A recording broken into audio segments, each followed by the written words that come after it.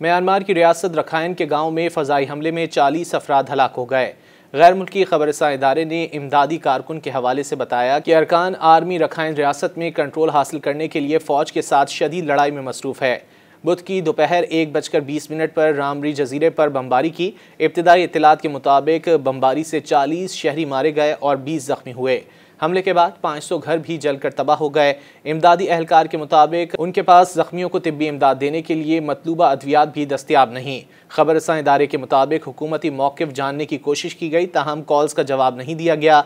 रामरी जजीरे में चीन की हिमायत से डीप सी बंदरगाह बनाई जा रही है, जिसकी तकमील के बाद ये बीजिंग के लिए बहरेबंद तक रसाई के लिए गेटवे का काम करेगी।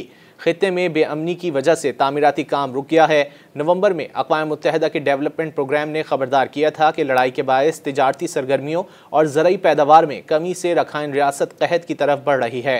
अक़वाम मुत्तहिदा के मुताबिक म्यांमार में तनाज़ात के बायस 35 लाख से ज़ायद लोग बेघर हो चुके हैं। एक साल पहले ये तादाद 15 लाख थी।